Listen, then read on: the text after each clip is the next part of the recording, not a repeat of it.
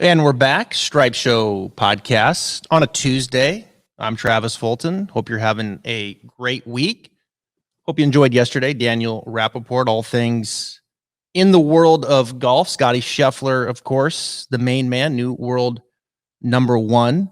Tiger Woods, as we come on the air here, is on his way to Augusta National, folks, to see if he can tee it up and how his body responds. As we talked about yesterday, he's kind of going through, I think, complete days here playing, walking, and seeing how his body responds. So I think we're going to be getting an answer here very quickly if Tiger Woods will be teeing it up at Augusta next week. But we do have one more tournament before that.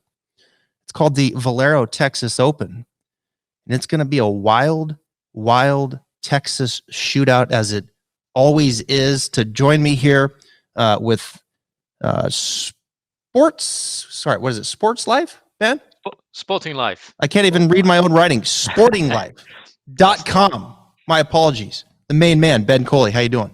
Yeah, I'm very well, thank you. I'm glad to be rid of the match play and looking forward to Augusta now. And yeah, it's really started, hasn't it? With now we get to follow Tigers playing. You always know it's Augusta season. We are following Tigers playing right now, all the way up to Augusta. It's going to be interesting to see what happens there. Of course, Hideki's the defending champion. You know the Japanese media is going to be all over the place. Now Tiger comes back. I mean, my goodness, can golf be on any more of a roll? I can't move away from filling out a bracket fast enough, Ben. I absolutely bombed it last week. I'll be the first to admit I damn near finished last in my own tournament that I put together. A little bit embarrassing, but that format does it to you, doesn't it? Yeah, it sure does. I mean, you look at the result and Kevin Kisner in the final. Nobody's won more matches at Austin, and the informed player in world golf has won it. So, on the one hand, you can say it's about as predictable as golf gets, but I think we should remember that, both of them were touch and go whether they would qualify at various points earlier in the tournament. So although it looked easy afterwards, and anyone who backed them, obviously well done. But Scotty Scheffler was out if Matt Fitzpatrick had holed from 11 feet on Friday. So it's that close. And actually, I was thinking the other day, like, Scheffler has been amazing and he's a thoroughly deserving world number one. All credit to him, but he's won 3 times, and all 3 of them could easily have gone the other way. Cantlay probably should have won, if not Theegala in Phoenix.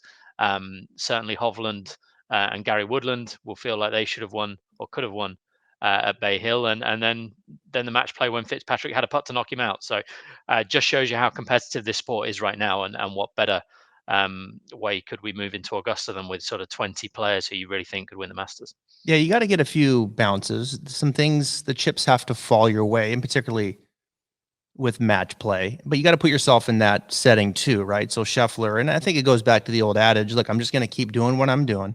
I'm going to put myself in a position to win. And if it happens, it happens. And for Scheffler right now, it's happening. 3 of his last 5 tournaments. I mentioned an incredible run right now for these young Americans. You go back to the Ryder Cup, the last spot for the pick for Stricker really came down to Scheffler and Burns. I mean, could there be 2 better players in American golf than the 2 guys that are trying to get the last spot on the Ryder Cup? So really amazing. I look at him right now. He's 18-1 at Augusta. What do you think? Yeah, it's perfectly fair. I mean, a lot of people will tell you should be the favorite. I think if you came to golf once a year and someone presents you with the form book and says, look, yeah, we got this guy, John Rahm. He's very consistent. He won the US Open last year. He's your favorite. And we've got this guy, Jordan Spieth. He always plays well here. So he's kind of up there, and all these other guys. And they said, oh, and we got the guy who's world number one, who's won 3 of his last 5 tournaments, and he's sort of 5th or 6th in the betting. They might find that a bit peculiar. I think he's about the right price, because I still think one of the fascinating subplots for me at Augusta next week is, does experience continue to win there? Because I wrote in my column this week that experience has never been less valuable in golf. It just doesn't matter. It's not an advantage now to have done things loads. Really, if anything, it's a disadvantage. But you go to Augusta, and it still is an advantage, and it was last year for Hideki, and it obviously was for Tiger. It was for DJ. pretty much everybody apart from Jordan Spieth and obviously Will Zalatoris nearly bucked the trend.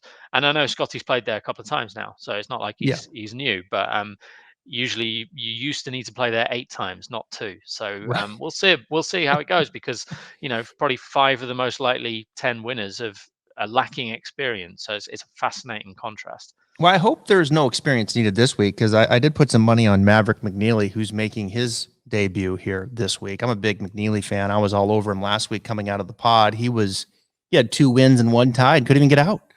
That's how it works sometimes in match play. And I was on the short end of that. You mentioned Spieth. He's the defending champion this week. Valero Texas Open, TPC San Antonio, the Oaks course. I've been there many times. We used to have an academy there. Great spot, fun spot, good place to go with your family. 2 good courses there, tough courses, unique courses. Greg Norman design, 7,400 plus yards, par 72. You've got these big monster par 3s. Well, they're monster for most of us, right? For tour players, a 220-yard par 3 could be anywhere from a 7-iron downwind to, perhaps a 4 or 5 iron, I guess, into the wind. But you've got 2 big par 5s, well over 600 yards that are tough to overpower. Bermuda greens, interesting greens. They got a little bit of poa in them. It's one of those courses that when I'm out there and the wind's blowing, you just feel like you could just be blown off the golf course. It can kind of bully you around a little bit if you get it going the wrong way. You're going to miss a lot of fairways here. It's a challenge, Ben, but when you look at it historically, like Spieth wins, Connors just ball striked him to death back in 2019. Landry did a little bit more with his putter. Chappell was a winner here in 17. Then, of course, when you think of this golf course and you think of TPC San Antonio, you have to mention Charlie Hoffman, right? I mean, he won it back in 2016. He just lives on the first page of the leaderboard. But as you break down this course, what kind of stands out to you? Yeah, I think you covered it there, really. That it's a really relentless test of ball striking for me. I know people see Spieth and think, oh, somehow he gets categorized as a poor ball striker sometimes. But his approach play was very, very good last year. I think if you had to narrow it down to one thing, then something we probably say quite a lot, the approach play would be that one thing. But for me, I see a lot of very, very good drivers here. I mean, I think Andrew Landry really leans on driver more than most. Certainly Charlie Hoffman, Kevin Chappell, Charlie Hoffman, Corey Connors. I mean, when Corey Connors won, he was best player in tee field with ball striking by a long, long way. He was poor around the greens and he putted just okay, and that's kind of the formula. So, yeah, I like strong ball strikers who are good off the tee and who have, above all else, I suppose, have some nice desert form, whether it's here or elsewhere. I think a lot of these desert courses play quite similarly. Certainly Scottsdale, I think, plays broadly similar. PGA West, where of course Andrew Landry has won, would be another one that stands out as a pretty good correlation. But yeah, I want someone like Corey Connors, really, just not Corey Connors at 16-1, but he could well win this week. Yeah, Connors.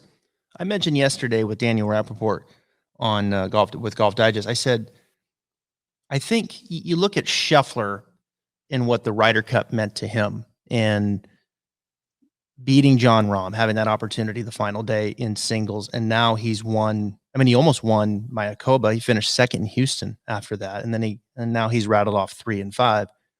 He's clearly a different player. I mean, he's just a different mindset, and he's doing it with all phases of the game. Some chips have fallen his way, and here he is. I think last week was big for Connors. I know he has a win here. He's climbing. I think his confidence last week had to grow in that I'm in a WGC and I belong here. I can beat DJ in the semifinal match. And I think DJ was a little checked out perhaps, early, but that's a big step for a Corey Connors in his career. And I think now he's going back to a place where he knows very well. He's comfortable. I look for Corey Connors to keep the wheels turning. And I've already got some money on him at I believe a 19-1 to win. So let's break it down. It's not a terrific field, but we do have Rory McIlroy here, which he hasn't been here in quite some time. And one would think that this is going to be a place that he should do well. It should be a good golf course for him. When I think of it, it's a tough start. 1 and 3 are always Very difficult holes. 3 is that long par 3, 213 yards. And then 4 is the hardest hole in the course. Very long par 4. And then coming in, I kind of like the finish. You got 2 par 5s in the last 5 holes. I kind of dig that. 5, you'll see some eagles. 14, you'll see some eagles, the par 5 there. It's under 600 yards. It's the easiest hole in the course. 15 is a very difficult par 4, but 16s can be gettable in that 175 par 3 range. 17 is very gettable, short par 4. And then the par 5 18th, which you'll see a lot of birdies as well. So you can get some fireworks, coming down the stretch with some birdies, 2 par 5s in the last 5 holes. As we look at the odds and we start to go through this and we give you some of the people that we're kind of leaning towards and looking at, some bets have already been made.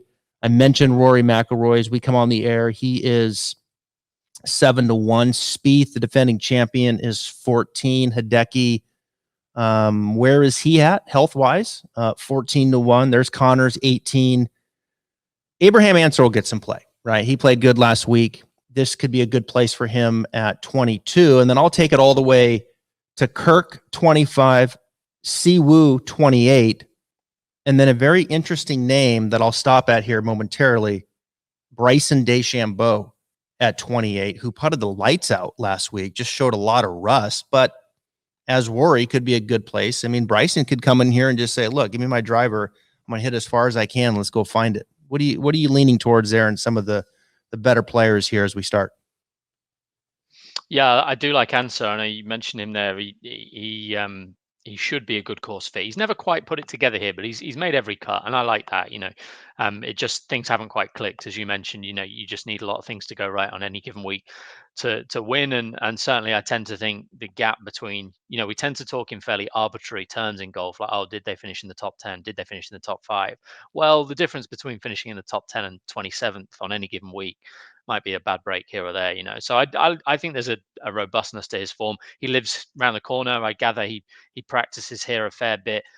He's in the same mold as Connors, really. I know he lost to Corey at the weekend. There'll be President's Cup teammates later in the year as well. And before that, obviously he thrashed Colin Morikawa 7-6, and he was 6 under if you take a literal view of the scorecard through 12 holes. So I like how he was speaking. It sounded like he felt he turned a bit of a corner because it has been a bit of a quiet start to the year, some new equipment and stuff going on there. So I like Answer a heck of a lot. I think the point you make about Bryson is interesting, isn't it? Like, obviously his focus is on making sure he's ready for Augusta. The fact that he feels he can play here after 3 rounds last week is encouraging.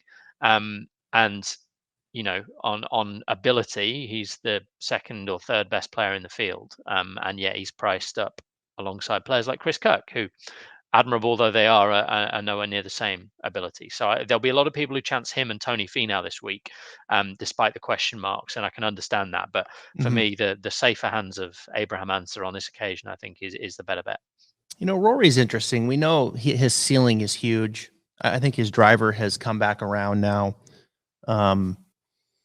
His putter has shown signs. I mean, I think there are things there in place for Rory. It's just, I get frustrated with Rory sometimes. He's one of my favorite players.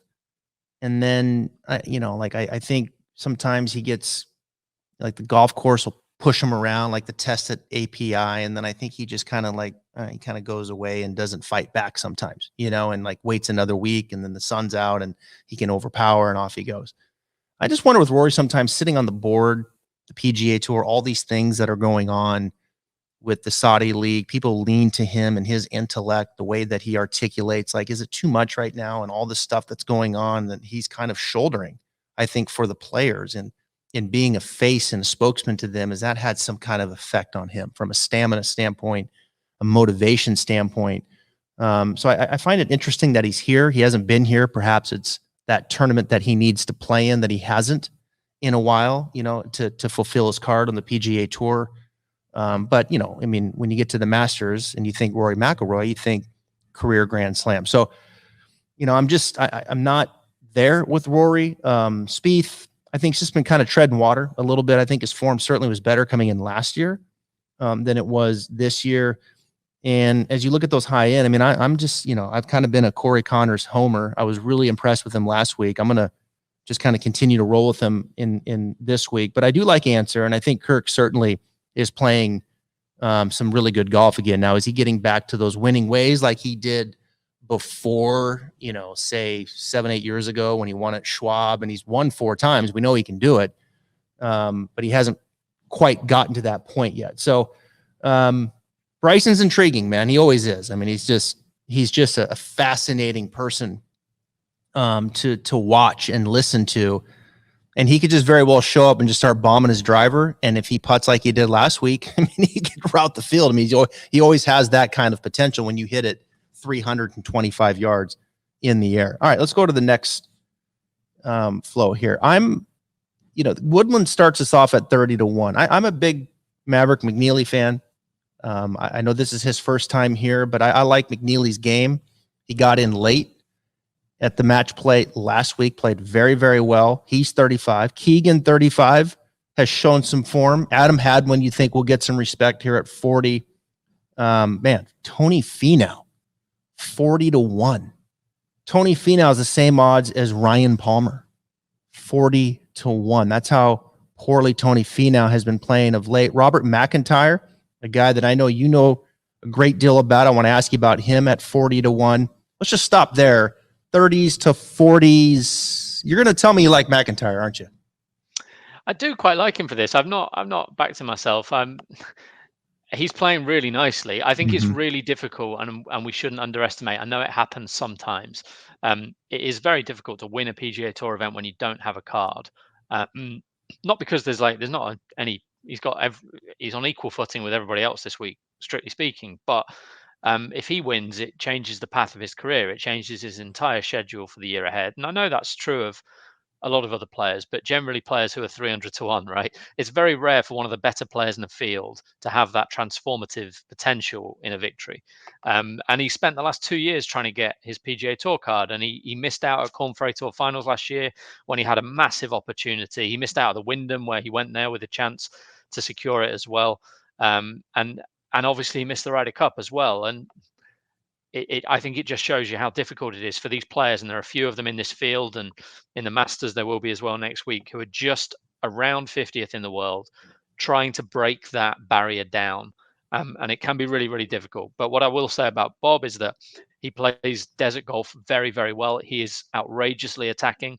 He will take on the shot if there is any chance to. I think really that's partly why he's done so well in majors, because I think although majors are obviously generally more difficult, I think a lot of players are a little bit overawed and try and play defensively. And actually, those who have backed themselves and go out and attack golf courses, I mean, nobody made more birdies at Augusta last year than Robert McIntyre, and that tells you everything about his game. So I do like him this week. I happily let him go, but I can see why he'd be popular in fantasy golf. Yeah, 2 of his last 3 weeks, he was in the positive with his putter, which can hold him back from time to time. The last time we saw him on the tour, to your point, the Genesis, he was 15th, played very nicely out there. I tend to like him. I have him down as a top 20. I have not played him to win, but I'm with you. I think this is a good spot here for Robert McIntyre. Let me ask you about Woodland. Are you look at Gary, right? And he seems to be a little bit now more on the uptick, right? I mean, Gary is a guy that I think is kind of an undercover tinker, with his swing. Like he'll bounce around a little bit with teachers, and he seems to always be working on something, and then he'll kind of disappear as he did at the beginning of the year, missing cuts. And then all of a sudden, then he starts to come out of it. And as he comes out of it, it's like, back-to-back top 5s, because we know he's outrageously talented. He won a U.S. Open. So it's like 5th at Honda, 5th at Arnold Palmer. He missed the cut at the Players, but, that was, you throw that out with that week here. But then he's 21st at Valspar. I get the feeling with Gary that he's coming out of something here with his coach, Mark Blackburn, and his iron game is really now on a heater. It's going this way. So when I see that, then I'm inclined to play Gary Woodland to win. So talk me off of that if you think I'm crazy. Nope, I totally agree. I think the key, as you pointed out, is iron play. You know, it's the best it's been for a long time. Last time out of the Valspar, he didn't pop very well there. He won that 11 years ago, but he's generally struggled on those greens. But he was 10th at halfway. He was right there, and as I was saying earlier, the difference between 21st and 6th or 7th is pretty negligible. He obviously could have won the Arnold Palmer. If he takes one club more on the 17th hole, he may well Right. win the Arnold Palmer. So everything's there for Gary. We've got a weak field. We've got a desert golf course. He's winner at Scottsdale, second at PGA West, winner in Reno. So desert golf is another tick. He's long enough. You know, I mean, what isn't there to like really? The players he doesn't like, and you know, I can rule that out straight away. So yeah, I really like Woodland. I think he's one of the chief threats. It's difficult to know exactly where he should be in the odds because at his absolute best, he should be shorter. At the form he was showing 3 or 4 months ago, he should be longer. And they've gone somewhere in between. But I think when I look at a player of his profile, I want to see underlying numbers, right? So if I'd seen that he was 5th in strokes gained putting at the Valspar and the Honda, I'd probably shrug my shoulders and want more evidence. But his long game is good enough right now with the small step forward to go and win a tournament. So yeah, he's very much on my list, right up there with Answer. Yeah, so in that middle tier there in the 30s, I did put Woodland and McNealy down. Those are my two guys. Okay, let's keep rolling here. You got Jason Day, a little bit of a heavy heart with his mom passing away. He's in the field at 50. Vegas 55. You'll know he'll shoot probably 65 to open. That's pretty much a guarantee. KH Lee 55, Troy Merritt 55. Kazire, it certainly gets into a lot of discussion here in Texas at 55. There's my boy Mito at 60. I'm sure I'll be a sucker and play him again. Luke Whitlist at 60, Ian Poulter 60. And then let's stop at Ricky Fowler, 65 to 1. Yay or nay on Ricky? Yeah, it's a yay from me, but I will say, it's a bit of a boom or bust, isn't it? I understand he doesn't bring some of the sort of consistent qualities. Like I think, as you said with Vegas, you kind of know what you're going to get with Johnny Vegas right now. One of the best drivers on the tour, really, really consistent. He will have a low round. He will probably find a way to just frustrate you a little bit along the way, but he's loads to like about him. But I see a lot of upside in Ricky Fowler this week. Again, I go back to the way he hit the ball in the Arnold Palmer Invitational. At last, we saw him marrying up good driving, good approach play.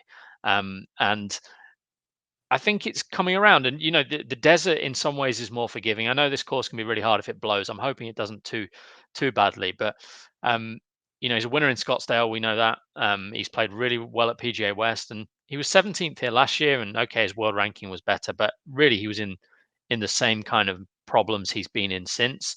And I'm just hopeful he's coming out of them. And then, from a narrative perspective, when we're talking about all these things going on pre-Augusta, I think short of Rory winning, I think Ricky Fowler winning to qualify for the Masters would be probably the story of the week. And it's been done. I think of Poulter, you just mentioned when he won in Houston. You see these class acts turn up, feel like, why am I not in the Masters field? That's where I belong, and go and win. And I could see it. I could. But I do know he needs to improve a lot, even on what he's been doing the last 3 weeks, which have been better. So, yeah, I'll take a chance. He's a big price.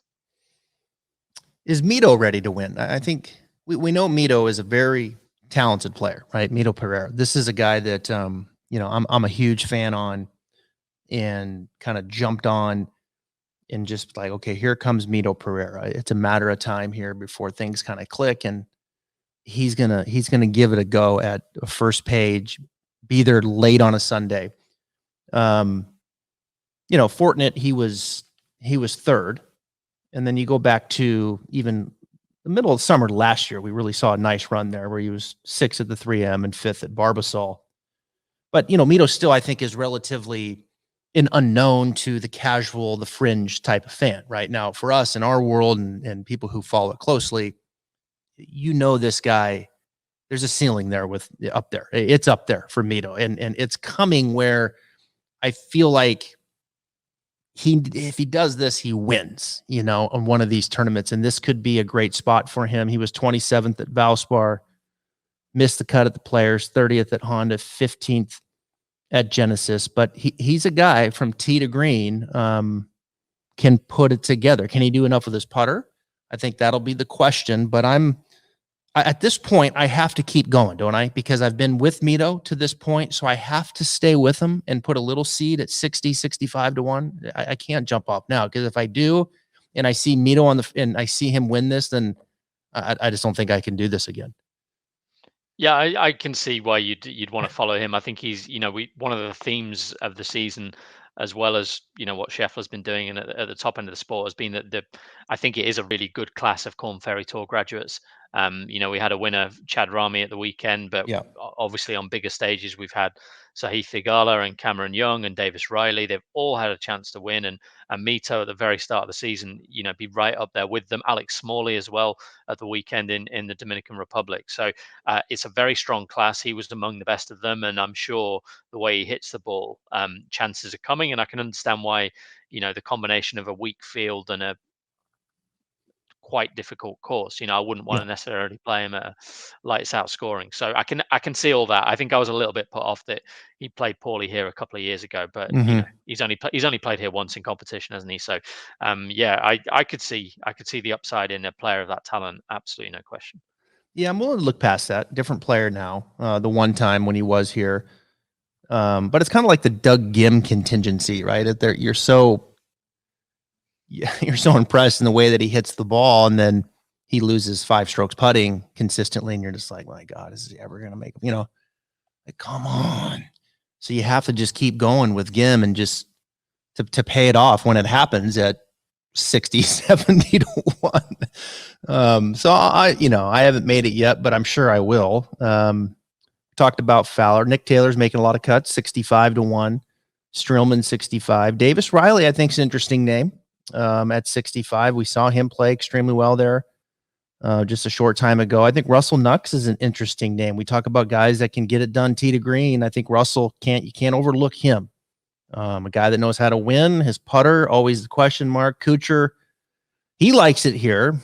I'm not sure how that 281-yard drive is going to work these days, though, at TPC San Antonio. There's Charlie. My goodness. Slapping the face to Mr. Texas. 75 to 1. Theegala, 75. McCarthy, 75. And there he is, Dougie Gim at 80 to 1. I haven't made a bet through this. No, I take it back. Excuse me. I did bet Davis Riley top 20 plus 250. I'm gonna continue to go with Riley here this week, but that's the only bet that I've made. Am I missing anything?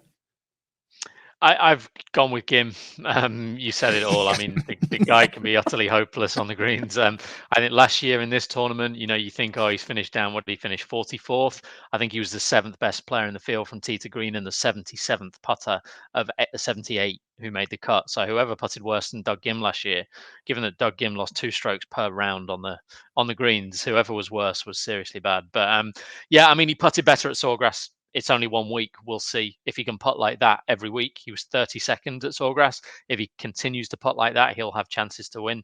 This is definitely a good course for him. University of Texas as well. We've seen loads of Texas connections in this tournament over the years. Even you got the obvious ones like Jordan Spieth, but and Jimmy Walker, but as well, Stephen Bowditch, who's lived in Texas for a long time, and I'm sure we'll see a couple more pop up there on the leaderboard. And I was hoping Doug Gim could be the one, because I think some of those names you mentioned, you kind of know where you stand with a lot of them. The Kevin Streelmans of this world, and Cooch and what have you. Doug Gim obviously has the potential to go and continue to progress, but he could do with someone else hitting the putts for him. That's for sure. I spent some time with Doug at out in the desert in Palm Springs for a show called The Cut, and we went on the course, and I got to spend about an hour with him. And I just asked him a lot of questions about his putting, and he knows, trust me, like he knows that is his opportunity and will be the reason why he continues to make it on the PGA Tour, if he can just do enough with it or if it's going to hold him back, right? Because he is a brilliant ball striker. He hits it where he's looking. That dude could play in a fog and he would just walk right to his ball. Like he hits it so straight. But you're just waiting for that +3, right? Putting, just do enough and he'll be right there. I've kind of just that whole area as we keep going here. I've kind of skipped over some of these names: Perez, Steele, Griffin. Maybe stop me if there's a name that you like. Charles Howe. I mean, Laird, we know, sets up well for this place. Martin Laird. He's won here before. Taylor Moore. Now we're getting into the 100-to-1s. Fratelli. Kenyanya. I Peter do like. I'll Uihlein. stop you at Fratelli then. I'll stop Fratelli. you at Dylan. Okay. Yeah, he's another, Texas University. So, sorry, Yeah, good University of point. Texas. So, I remember when he wasn't he was like first alternate at the match play a couple of years ago, and he was hanging around, desperate to play and really enjoying being there. He lives in Austin. The thing I really like is his approach play is rock solid right now. He's gained strokes in five of his last 6 starts. He ranked 11th at the Players, 22nd at the API. So there's some real sort of robustness to that. His driving stats are down, but I think if you consider where he's been playing, i.e. Sawgrass, Bay Hill, PGA National, they're not courses where he can just unleash. And he's one of these guys who did go chasing distance and with some success, and it's really worked on certain courses. But perhaps he's not the most adaptable. Well, I think you have a little bit more room to work with here. He was the second best driver in the field back in 2018 when he finished 20th here as well. So there's a small bit of evidence that he can go and employ that skill here. And yeah, he won the John Deere Classic the week before the Open. Can he do it again? Can he win this the week before the Masters? I think of the players in that price bracket, there's a lot of upside, definitely. Yeah, that's well sold right there, Dylan Fratelli.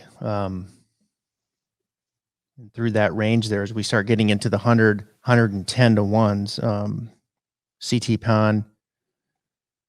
Then we got Rasmus Højgaard, Matthew Naismith, JJ Spawn, Alex Smalley, and Grayson Sigg. Those are some interesting names right there in the 110. I've already played Alex.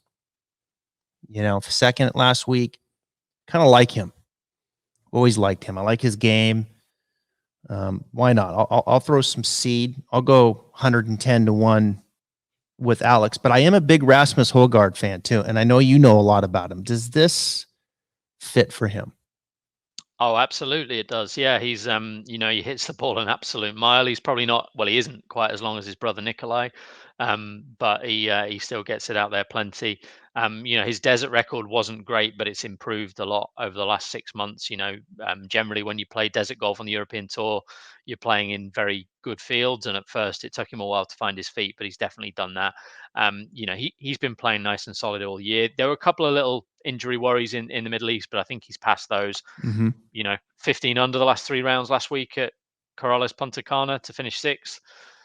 We don't have strokes gain data, but I would imagine that was built on rock solid ball striking, because that's what we know about him. And obviously he's made it look pretty easy in terms of winning on the DP World Tour, and he's another one of these guys that we might not like it in Europe, but he wants to be over there on the PGA Tour. Mm-hmm. He wants to be playing where the best players play, and absolutely that's the right ambition for him. He is 100% good enough.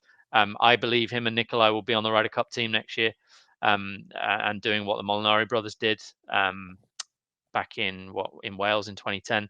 And this is a really, it's a free go for him in some ways, in a way that I don't think it is with McIntyre, who is further along in his career. I think for Rasmus, he can have a free shot here, and he's not got to worry about the Masters next week. He gets in if he wins, but otherwise he won't be playing. And I think if you're getting 100, 110-to-1 over there, then that's pretty good. You struggle to get that over here. So I agree. I knew you were going to say that, and I've got to.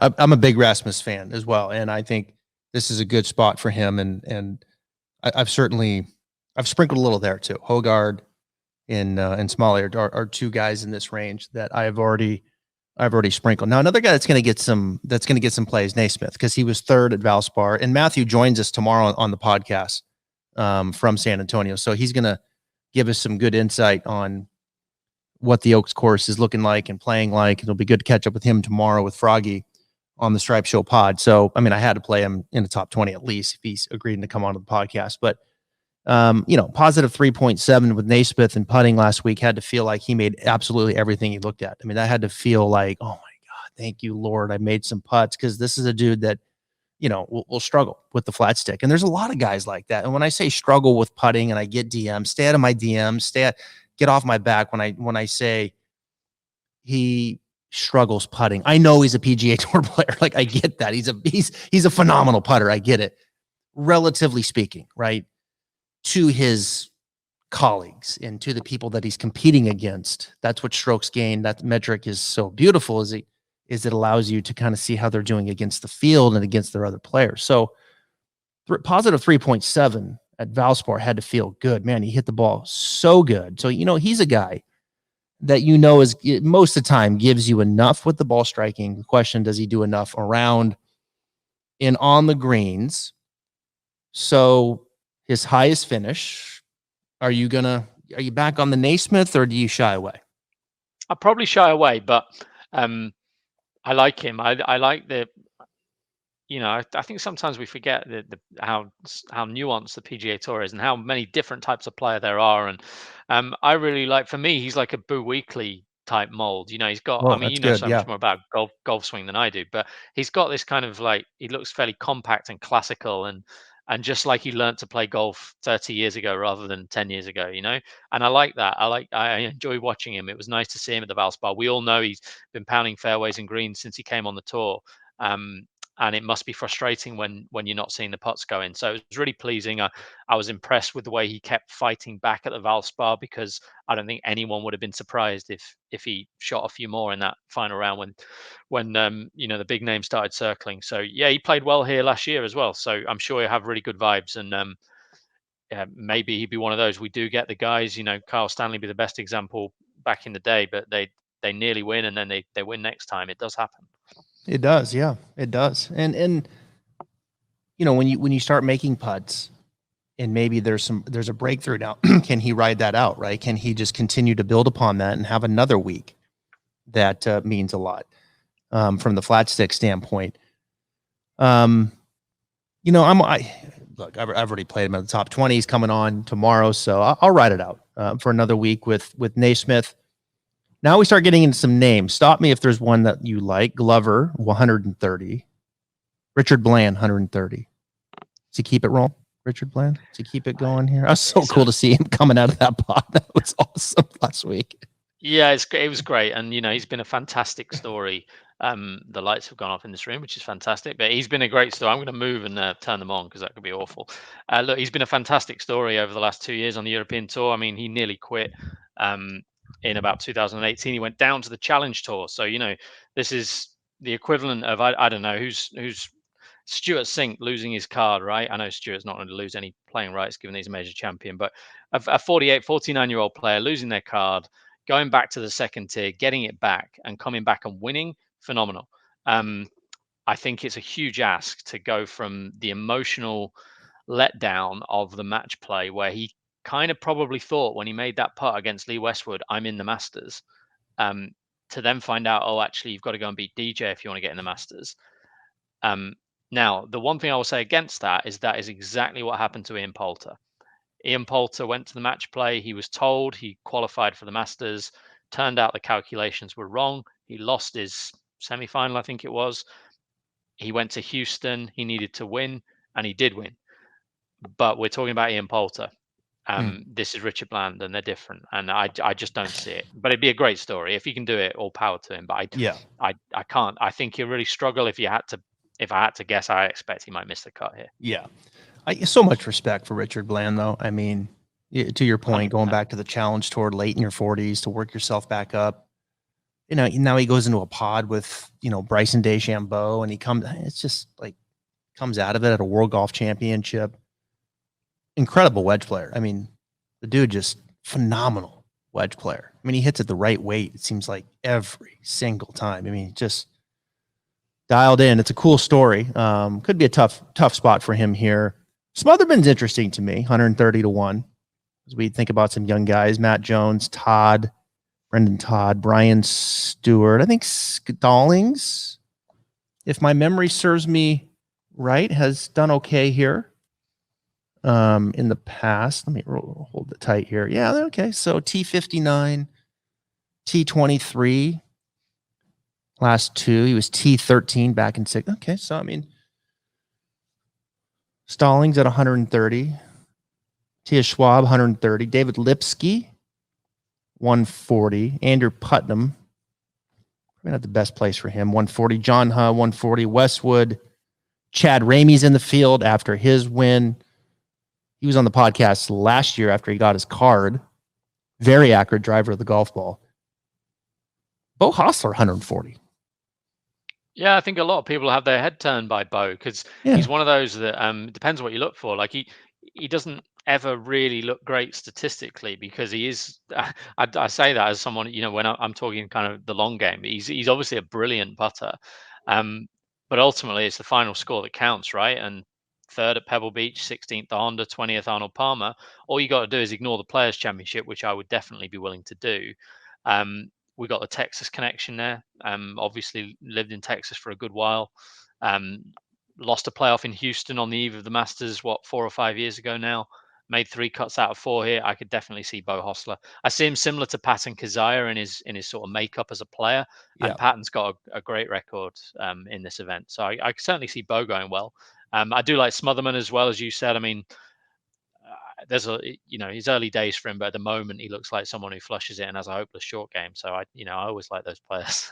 But he's another, he went to, is it Southern Methodist? So we got some Texas ties there. Good friends with Bryson. I'm sure they'll have a practice round together as well. So he's one who's played nicely this year. He is infuriating around the greens, but if he can hit 15, 16 around, he might get away with it. A lot of first-time players here this week. Aaron Rye's another name that's interesting to me as a first-time go here. I talked about Alex Smalley, Hayden Buckley, another first-time go. Garrick Higgo. I can be a Higgo homer. I'll probably pass here, but his first time. Ramey, as I mentioned. Thagala, as I mentioned. Hogard, McIntyre, Davis, Riley. Like a lot of these names that we're touching on, right? That we kind of are leaning in. Maverick McNealy, who I love. Mito, first time. A lot of guys here that going to give this their first go. It could be interesting with this type of field, right? And you look at the top part of it, and I know Rory's here, but it's not exactly the same Rory that we've seen in years past. I think Spieth kind of treading water, and who knows where Hideki is with his neck, and so it's a very could be an opportunity here, right, for this younger group to come in and get it going and win this type of event leading into the Masters, and we know that's a game changer. If you win one here, obviously like a McIntyre or one of these young guys, an absolute game changer in the trajectory of their career. Is there anybody as we start getting into the 150 beyond that you've got circled? I tend to really be impressed with Adam Svenson at 200 to 1. He pops off the screen for me. I don't think I'll play him to win, but he is a guy that I tend to be impressed with. Could he do something here? Maybe a Joseph Brantlett at 200 and what he can do. Any other names that you have circled there towards the bottom as we get into the 200 and 250? Yeah, I think you picked out some good ones there. I do like Joseph Bramlett. Obviously, is a quality ball striker. Hits the ball a long way. Interesting to see how Matt Wallace gets on because he played so well here last year, and he's been in really bad form. But he does have a touch of class, and his long game was a little bit better last time out. Not good enough, perhaps, to really think he's turned a corner. Brandon Hagee would be one with a sort of obvious fit. I remember when Trey Mullinax was runner up here to Andrew Landry, and he'd be a similar type of player. Obviously, Trey's in the field as well. But if I had to pick one in terms of intrigue, I think Cameron Champ is one that, essentially, if you back Cameron Champ in fairly weak fields at big prices, you've already won 3 times. And although, his form doesn't look great, does it ever? Like it's definitely up and down. And you'll see that he just has these massive fluctuations from week to week, certainly with his approach play. But if you go back to last year, he shot 77 in round 1 and finished 34th. So of the final 3 rounds, I think he shot 7 or 8 under the last 3 rounds. Really worked his way back. I would think it is quite a good course for him, and he has a good record at Augusta as well. So yeah, it'd be interesting to see how he gets on here. But he's a flyer. I think if you're ever looking for an absolutely rock solid case for Cameron Champ, you're not going to get it. But if you follow him, then you're doing okay so far. If he gets in the hunt, he's got the win equity. He tends to go forward, right, when he is in the hunt. Yeah. And to the point earlier about Connors, I guess, and one of the things I sort of picked up on with Corey, one of the commentators over here in Europe last week said that he needs to find some consistency with his putting, and I actually disagree with that. What he needs is sort of the wild inconsistency of a Colin Morikawa, because then you've got the week where Yeah. when Morikawa won the PGA, he was the best putter in the field. Corey Connors has never been the best putter in the field on the PGA Right. Tour. Cameron Champ is one of those guys. He putted hopelessly when we last saw him, but he could lead the field in putting this week. He has that within his power. And those players are fun because they're big prices, and when they get in the mix, as you said, they tend to stay there. So, you won't go far wrong over time, but whether it's his week is hard to say, because obviously he's not been playing great. Luke List is, to that one putting week that he had, he makes the changes with his. And I bring up Luke List because when you look at this field, strokes gained tee to green, I mean, he's one of the best, and his putter tends to go up and down. When at the Farmers he gains 4 and he wins, and then the next week he loses 6. Arnold Palmer, he loses 7. So he shows up here and he gains 4. He's going to have a chance to win. And yeah, I tend to agree. Do you have your good putting weeks? You got to have your good putting weeks. That I'd rather see the spike +3, 4, and then all right, go away -4, 5, rather than 0, -1, +1. Those are tough. Do you have your good weeks of putting? And to your point, Cameron Champ certainly does. Luke List did about 3 months ago, 2-3 months ago. And that's the fun part of this handicapping is can you get a Doug Gim to have a great week putting, right? Can you get a Russell Knox to have a great week putting in the way that he's hitting it? And Morikawa is the perfect example of that, where when he's on, it's great. And then he'll go away, he'll lose 3 or 4, but then when he's on, it's +4, +5. And when you're the best ball striker, iron player, one of them in the world, then you're going to clip him off. So interesting week, always is in Texas. The week before the Masters, kind of like watching this course on TV. I don't like playing it. I don't think I would either, to be honest. Yeah, I'll be honest. It's one of my least favorite to play in the TPC, and I like a lot of the TPCs, but I tend to enjoy watching it, and probably because it's the week before the Masters, so people are thinking golf here, and this is its new home, as we are 1 week away before someone puts on a green jacket. Ben, I appreciate it very much. You coming on. This has been fun. We'll do it again, and let's hope for a better week this week than match play last. Always fun, Travis. Thanks for having me, and good luck. Hopefully we'll get that plus 3 with Doug Gim. I'll settle for that. We'll take +3.